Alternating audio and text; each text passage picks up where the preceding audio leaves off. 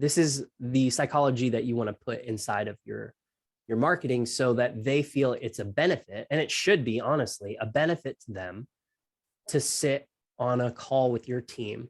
You're qualifying them, but they're learning what they need to do to solve their problem at the same time.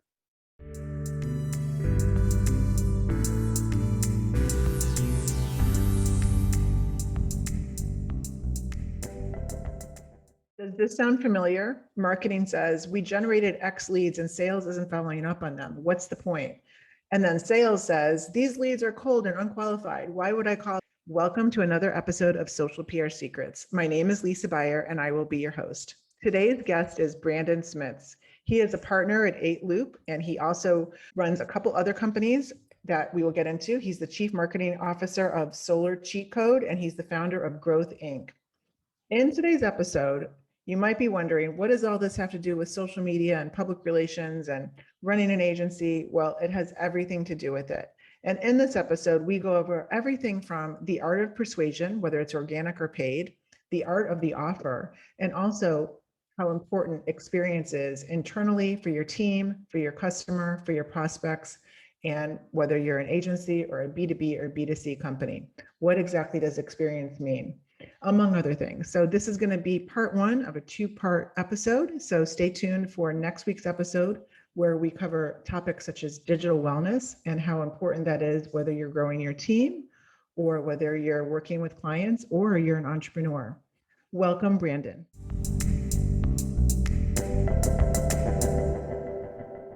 Hey, everybody. Hey, Brandon. How are you? Hello, I'm doing very well. Good, How are good. you? So I'm good. I literally, for those that can't see me, I have been on a boat for about 5 or 6 days. So I'm very sunburned and salty and crispy and need to not be in the sun for a while. Sounds nice though. I have Yeah. not been on a boat recently. Well, while I've been on the boat, I've been thinking about this interview and I want to welcome you, Brandon, to Social PR Secrets. And the way that we met was through one of my favorite people, Kat Howell, and through her mastermind. And Brandon is now a partner with 8Loop and runs part of the mastermind and is a coach and helps CMOs and CEOs and agency owners and freelancers figure it all out. But I'm going to let you give some more of the details, Brandon. Sure. So my career basically started in marketing 10 years ago in SEO. And over time, I got closer and closer to where the rubber meets the road in terms of conversion, optimizing conversion from paid traffic or organic traffic. And then over time, I kind of clawed my way up into owning my own agency. I have an agency in the solar lead generation space. We help residential solar companies generate leads for their business. And we also coach them on how to do it on their own if they want to choose that option. So I reached out to Kat about partnering together in 8Loop and rebuilding it with her. And that's been amazing so far. And it keeps getting better because I have a passion for helping marketers and entrepreneurs, people who know how the marketing sauce is made behind the scenes. I prefer to communicate with people of that disposition. I love that. Yeah. And before we actually hit record and started recording, we were talking and I said, you know what, I want to theme out the art of persuasion because we both come from a background of persuasion. So my background started in traditional PR and then it kind of transitioned into integrating SEO and then social and, of course, paid as part of the whole play now. And I think it's super interesting because we both are coming from that mindset of persuasion. So I think that it's, kind of a very high level, but can also be super actionable on what does that mean in today's world? What do CMOs and CEOs need to know? What do internal teams need to know about the art of persuasion? So why don't we just start out with, just talking about where does organic kind of fit in your brain right now, like in your mindset to all of these different spokes that we have going on and leading to, I want to talk about the offer as well, but let's just start with organic and what your thoughts are on that. Sure. So I think organic has changed in the past few years pretty rapidly. Increasingly platform-based, like social media organic is on the rise. If you've built a brand on social media, over time, whether that's your personal IG account or a business account that is very deeply interwoven and sort of a platform native type approach that people are relating to your content and beginning conversations with you. It's become a very, very powerful acceleration experience that people get when they find a brand who really just sort of knows them without ever having met them before.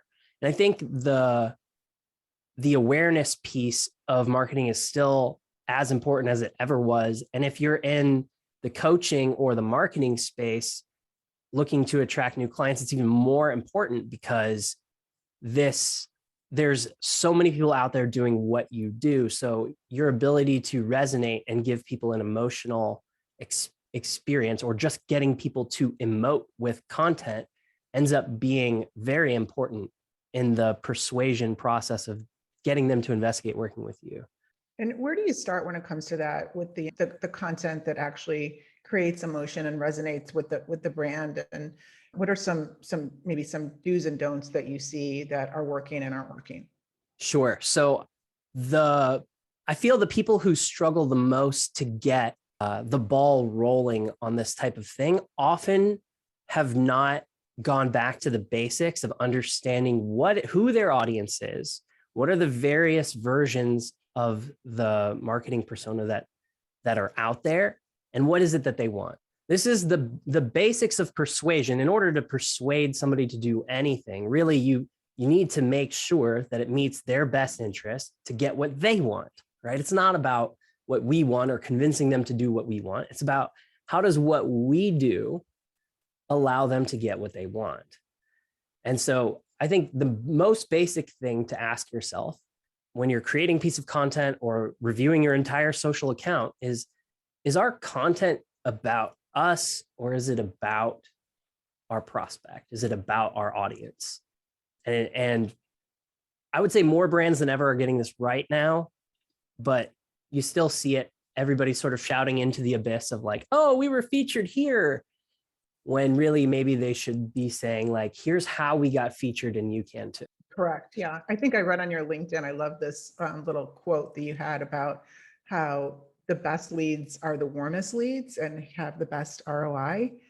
And I feel like sometimes we, working with my clients and also working even with my own brands, it's kind of like you're creating all this content and you can't really tell if it's working. And then all of a sudden somebody will be like, oh yeah, we love that the email that you put out, 21 things or something like that. And like, don't change it. And like, meanwhile, like inside the brand, you're not, because it's a warm, kind of nurturing cycle, right? You're not really sure exactly where that's fitting in, but really it is fitting in. So like, how do you tell?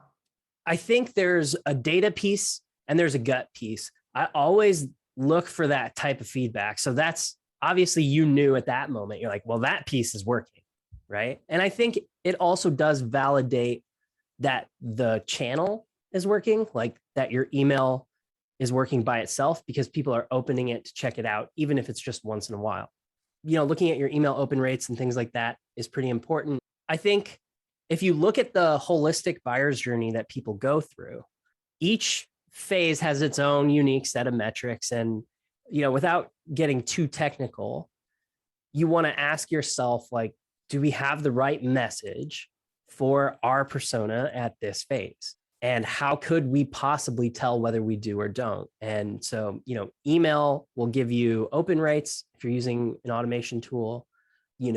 Maybe shares on social is a good one, or even just comments, people tagging other people in them. Like that's a really good sign that it's very relatable enough to share, right? I like that. Yeah. And I think, I got that right? The warm leads are the most valuable. And so the warm leads versus the hot leads are going to take a while to convert. They're not going to happen overnight. And you have to just keep nurturing them and through all these different angles. So what are some tips you can give on how to kind of build out that, using whatever, is it organic? Is it a blend of organic and paid, to take them through that, to get to that conversion point?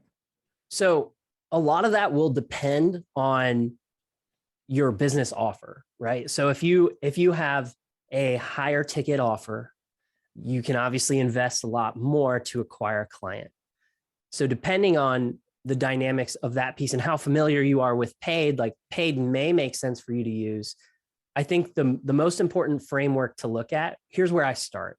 I start at, can I get a stranger to book a call with my sales team or to make this purchase with nothing else? And the answer to that question will be yes, eventually, always, right? As long as you're selling something that people actually want, which we can talk about offers in a little bit. But assuming you have an offer that has sold many times, a service, that kind of thing, you should be able to get an appointment with somebody very cold by just promoting that the right way or getting it in front of the right person with some frequency. Once you have that piece done, then you can look at, all right, now let's put a step in front that really shows them who we are as a brand. And then let's use this conversion piece to book a call as the right hook. And again, that could be a purchase, but the idea is that you need to validate that your mechanism to get them over the fence works by itself on anybody. And once you have that, then you know it's going to work better on people who you've had some kind of other impact on previously from your content. And the book a call sounds pretty key. And I get that from being part of the mastermind that, that's a very important step in the conversion process is to get them to book the call. And then from that point, I don't know if I'm saying this the right way, but that's like the hardest part. And then getting them on the call, what advice do you give? So showing up to the call, it really does depend on how you position the call, what value the call will provide, right? So one of the biggest mistakes I see is people will just simply say, schedule a call. Well, that doesn't really have, like, to me, that sounds like an investment of my time for the promise of potentially maybe solving my problem. So make it very clear to your prospect what they're going to get in that time, right? We'll use our 5-step evaluation tool that will put you on track to get desired result, right? We will you get to sell your call to these people first. And when you do that, people show up to it because they want the benefit of the call.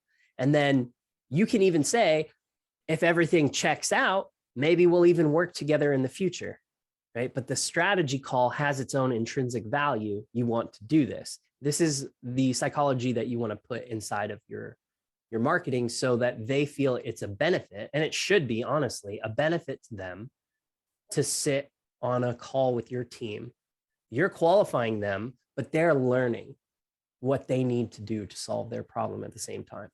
Have with your brand, for example, that they would still walk away with a benefit and with a good feeling, like this brand helped me figure this out, and maybe I'm going to sign up or maybe not, but it's a good feeling. And kind of like you've created a fan, right? Even if they're not a customer. Yeah. So I see this all the time where someone will book an appointment with an agency or my agency, and then we'll actually disqualify them. We'll say, hey, you're just not at the point that you can best leverage us. You could pay us to do it. You're not at the point that it makes sense for you to do that from a business perspective. And telling people no, oftentimes I'll see that person later recommend us and say, you should talk to them. They didn't work with me. Now I'm getting my business to where it needs to be so that I can work with a company like that, but they won't sell you if they can't help you get the result. And they'll also recommend their friends, and then maybe their friends are a fit. This has happened. I've sold people or I've worked with people who were recommended to me after I told another person no. So yeah, it is a good experience, and it's not easy necessarily, especially if you're not on the sales calls. I'm not anymore, but to make sure that the experience of being on that call provides value in both directions, but it's something to strive for. Yeah.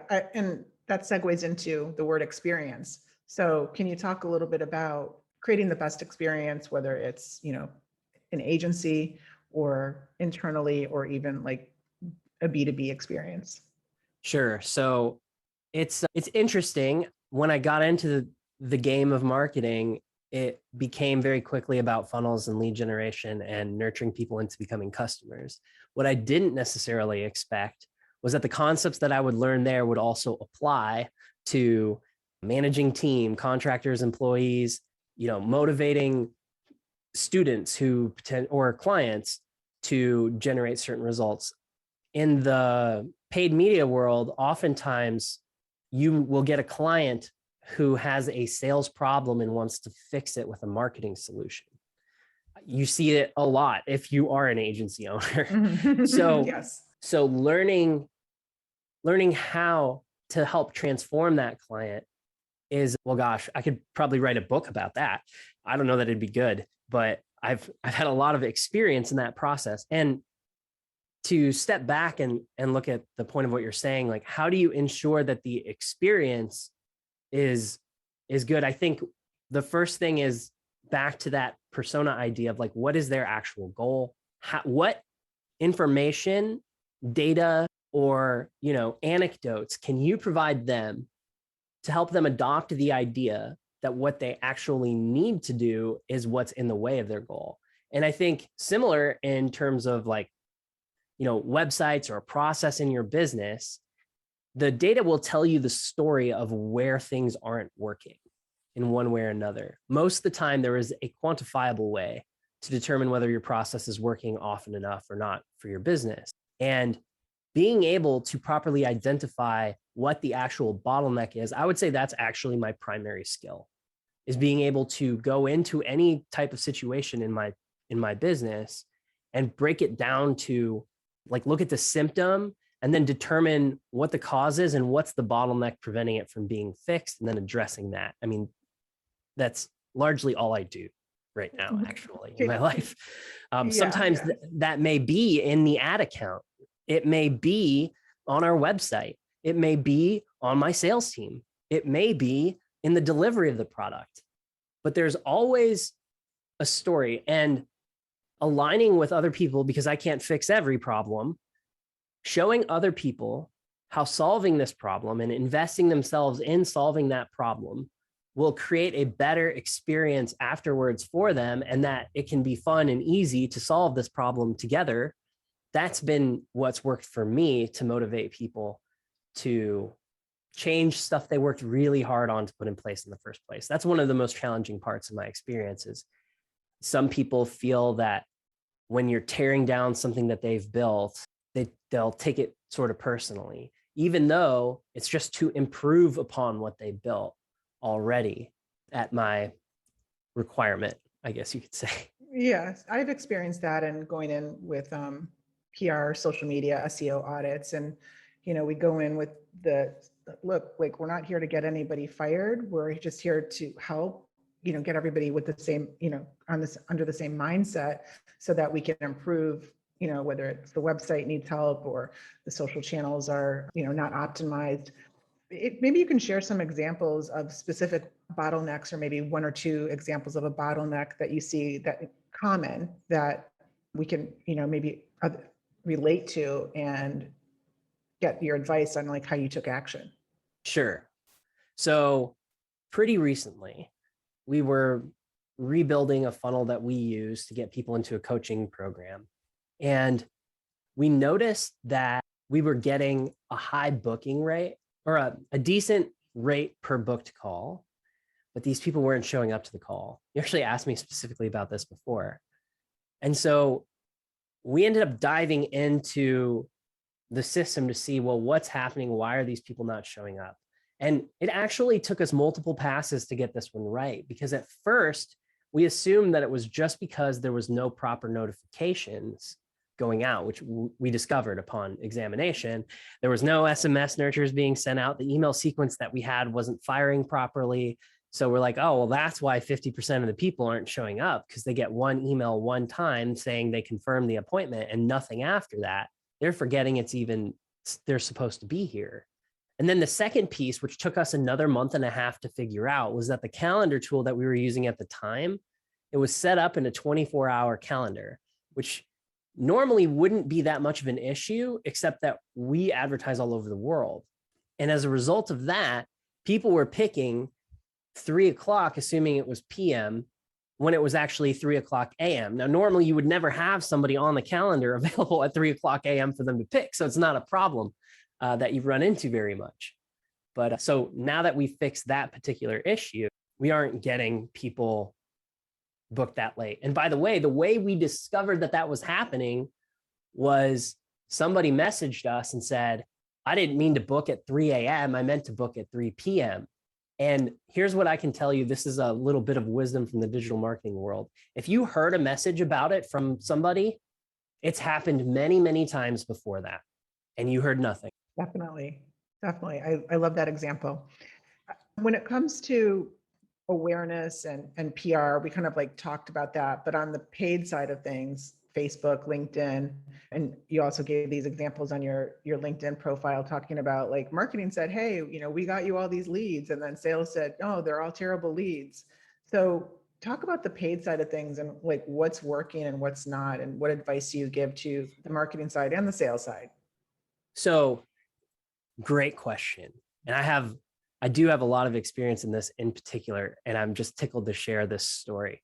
So in the solar lead generation agency that we run, we do almost nothing and make very little effort towards any kind of brand awareness, brand marketing.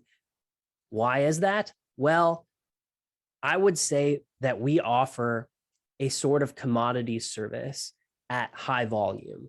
We offer media buying as a service to residential solar companies who are really just looking for more leads that they can create appointments with and allow the homeowner to investigate whether it makes sense for them to go solar or not. So in that process, right, it is very much all about the sales process and the nurture that our clients put into place in order to be successful, because there's zero brand here to even talk about, right? So I test all of this, all of the nurture, all of the things that we do write some of the nurture for our clients. And we test these things and these processes in a vacuum. And we have about 65 clients right now. So we see a ton of data on what actually works in the sales process and what separates an organization who can be successful off of cold internet-based lead generation through paid media and a company who can't. And what it ends up being is, first and foremost, the amount of attempts to connect with that person. We have qualitative data on this because of our system actually shows us whether they call or whether they don't call. So on average, it takes 23 attempts on the phone for them to reach a homeowner on average, which to me it makes sense because I get a lot of junk calls from numbers I don't know. Mm-hmm. And that's what the experience is for the homeowner. Now, they don't realize that they've actually requested this call, right? So you have to survive that. And you also, if they pick up the phone, they assume you're a telemarketer still. So the job of the appointment setter is to like work around and convince the person, first and foremost, this is not a telemarketing call. I'm responding to your request for information, right? Yeah. I actually love this example because I have to tell you, I literally yesterday just signed up through a sponsored ad on Facebook for, I think it was like the International Women's Association. And I'm very interested in it because it ties in with my magazine, Female Disruptors. So I filled out the lead ad. And today I'm like, this number just won't stop calling. And I'm like, who is this? And I was getting nervous. So I just called it back real quick when I had time. And it was the International Women's Association that I really do want to talk to them. And they're, I think it's smart that they're calling over and over because eventually I will pick up or I will call back. But one thing I just want to get your opinion on is like, why wouldn't they just like text and say, hey, Lisa, you filled out this lead ad and we want to talk to you. Let us know when a good time is. They should. Yeah. I would recommend it. They should try it at least. So we run all sorts of experiments on, like we have one called the double dial where you call right back to back. Double dial, then we'll leave a text. We also do what's called the voicemail drop, which is we'll send a voicemail to the phone, like it'll ring for like a moment and then push a voicemail through. I like that. Yeah. And that just says, hey, it's Brandon from Solar Company. Great news. Looks like your home is in one of the best categories for ability to go solar in terms of the return on your investment, it should save you tens of thousands of dollars over the next 20 years on your electricity bills. Call me back right away and we'll tell you exactly how that works, right? And that kind of message can work to get a call back. We try all sorts of different things. I think the main thing, like the organizations that are more successful, recognize that this is the top of their funnel. This is what they can impact, right? And so they try lots of stuff. They throw lots of stuff against the wall. They see what sticks. The most successful ones measure this stuff very carefully, which is complex, to say the least. I think the best practical advice that I have is if you're doing some kind of volume, you'll be able to experiment a lot. And if you're really not, let's say you maybe get 5 leads a week or something like that, just be consistent and keep calling them, and when you do elect to leave a message or send a text or voicemail, don't just say, hey, it's me from this thing. Understand that your goal is to create a relationship with this person when you do eventually get them on the phone. So remind them of that goal. That's why this persona conversation and their desires, what they want to happen, those outcomes are so important. The biggest mistake I see people make is they make it about the product or service that they're trying to help you understand. They forget that the person who's in the hardware store buying a drill bit doesn't want a drill bit. They want a hole in their wall. So this theme pops up everywhere. And whenever there's a bottleneck issue, when examined close enough, I'll look and I'll see that there's very often some kind of gap in between the language that we're using and what we're saying we want to happen and why the other person should even care about that. Yeah.